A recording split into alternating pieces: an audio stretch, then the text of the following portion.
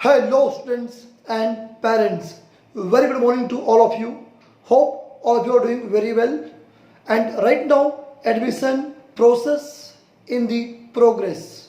So my dear students and parents, एक common सा सवाल पूछा जा रहा है कि कौन कौन से डॉक्यूमेंट्स हमें एडमिशन के लिए लाने होंगे। जी हाँ, कौन कौन से डॉक्यूमेंट्स हमें एडमिशन के लिए लाने होंगे या कौन कौन से डॉक्यूमेंट्स हमें रेडी रखने हैं। तो आज के इस वीडियो में I am doctor Arvind Raj Ojha from Mumbai, back again for your admission related queries and services. याद रखिए, अगर आपके लिस्ट ऑफ डॉक्यूमेंट्स सही समय पर सबमिट नहीं होते या उन्हें आप जमा नहीं करवा पाते हैं, ऐसी सूरत में आपका एडमिशन कैंसिल भी हो सकता है। जी हाँ, as per government norms, if you are not able to fulfil all eligibility criteria, जो भी डॉक्यूमेंट ज़रूरत जिनकी है, जो आवश्यक है, उन्हें आप सही समय पर सबमिट नहीं करते हैं, तो as per undertaking, as per government norms, आपका एडमिशन कैंसिल भी हो सकता है। इस वीडियो में मैं MBBS, BAMS, BHMS, BDS, BUMS इन कोर्सेज के लिए कौन कौन से डॉक्यूमेंट्स लगते हैं, which is known as eligibility documents. So अब मैं आपको बारी बारी लिस्ट ऑफ डॉक्यूमेंट्स के बारे में बताऊंगा जिन्हें आपको तैयार रखना है। और कोई भी शंका हो, कोई भी डाउट हो तो स्क्रीन पर दिए मेरे नंबर पर या मेरे YouTube चैनल पर दिए नंबर पर आप मुझे डायरेक्टली कॉल कर सकते हैं। आइए लिस्ट ऑफ डॉक्यूमेंट्स के बारे में बात करते हैं। सबसे पहला जो नंबर आता है वो है आपका 10th स्कोर कार्ड। जी हाँ, number 1 document is 10th marksheet और 10th score card which you have received around 2 year or 3 year back before taking admission into the junior college or in 11th and 12th science। जो second document है that is known as 10th board certificate। जी हाँ, 10th board certificate ये आपके 10th marksheet के आने के लगभग 3 महीने बाद आता है। और यदि आपने इसे कलेक्ट नहीं किया है तो आपने जिस स्कूल से आपका 10th किया है वहाँ जाकर उस डॉक्यूमेंट को कलेक्ट कर लें।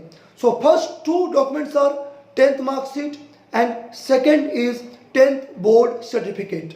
Now third document is your 12th marksheet और 12th स्कोर कार्ड। जी हाँ, आपने 12th दिया, 12th के एग्जाम दी तो उसका आपको रिजल्ट मिला होगा जिसमें आपकी एलिजिबिलिटी है 50% की। सो 12th का स्कोर कार्ड लगना है। और उसके बाद जो 4th डॉक्यूमेंट है that is known as 12th board certificate. जी हाँ, 12th बोर्ड सर्टिफिकेट ये अगर आप CBSE स्कूल से हैं तो आमतौर पर ये 10 से 15 दिन में आपको मिल जाते हैं। और आप अगर किसी स्टेट बोर्ड से हैं तो ऐसी सूरत में 2 से 3 महीने लगते हैं वो डॉक्यूमेंट आने में। तो ये 4 डॉक्यूमेंट मैंडेटरी हो गए, 10th marksheet, 10th board certificate, 12th marksheet and 12th board certificate. पांचवा आपका जो डॉक्यूमेंट है उसे कहते हैं नीट एडमिट कार्ड कॉपी और नीट हॉल टिकट, जो आपने एक्वायर किया था जस्ट नीट एग्जाम देने के पहले। तो 6th डॉक्यूमेंट है that is known as your NEET score card. जी हाँ, नीट स्कोर कार्ड कॉपी। हम आते हैं 7वें डॉक्यूमेंट पे। 7वां डॉक्यूमेंट है आपका डोमिसाइल सर्टिफिकेट, जिसे कहते हैं रहिवासी प्रमाण पत्र, जो कि आपके तहसील ऑफिस से मिल जाता है। उसे आपको अप्लाई करना होगा, आपको वो डॉक्यूमेंट 15 से 20 दिन में आ जाता है।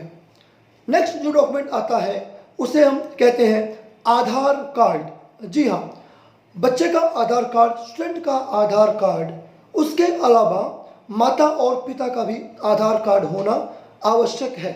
These are the primary documents which are required. इसके अलावा हम किसी डॉक्यूमेंट की बात करते हैं तो और डॉक्यूमेंट्स में हमारे पास एक आता है, उसे कहा जाता है गैप सर्टिफिकेट। मान लीजिए आपने नीट के प्रयास में 1 या 2 साल का आपका गैप हो गया है। ऐसी सूरत में आपको पास के कोर्ट में जाकर किसी वकील के जरिए एक गैप सर्टिफिकेट लेना होगा, जिसमें लिखा रहेगा कि आप नीट का प्रिपेयर कर रहे थे, इसलिए आपका 1 साल गैप हो गया है, उसे कहते हैं गैप सर्टिफिकेट। इसके अलावा और एक डॉक्यूमेंट लगता है, उसे कहा जाता है मेडिकल फिटनेस सर्टिफिकेट। अगर आप किसी भी कॉलेज में ज्वाइन करेंगे तो वहाँ पर आपका मेडिकल फिटनेस सर्टिफिकेट होना अति आवश्यक है। बिसाइड दिस, अगर कोई भी डॉक्यूमेंट नहीं होता है, ऐसी सूरत में आपको एक अंडरटेकिंग देनी होती है लिखकर कि मैं इतने इतने दिन में ये डॉक्यूमेंट सबमिट कर दूंगा।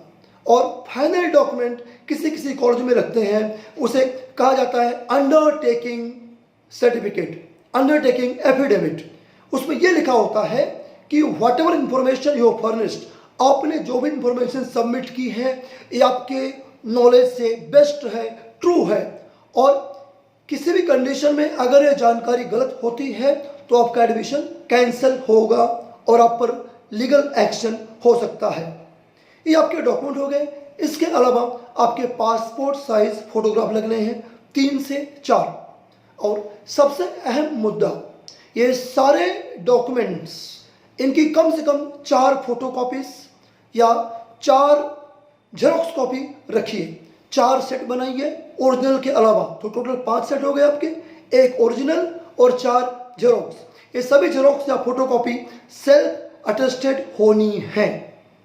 और इसके अलावा कोई भी रिक्वायरमेंट है, डिमांड ड्राफ्ट और भी रिक्वायरमेंट है जो आप फुलफिल कर सकते हैं। आपने जब ऑनलाइन रजिस्ट्रेशन फॉर्म भरा हुआ है तो उस रजिस्ट्रेशन फॉर्म की कॉपी भी लगनी है। इस तरीके से इतने सारे डॉक्यूमेंट आपको एकत्रित करने हैं। और किसी भी डॉक्यूमेंटेशन में कोई इशू आता है तो आप बेझिझक मेरे नंबर पर मुझे कॉल कर सकते हैं। All the best students, all the best parents.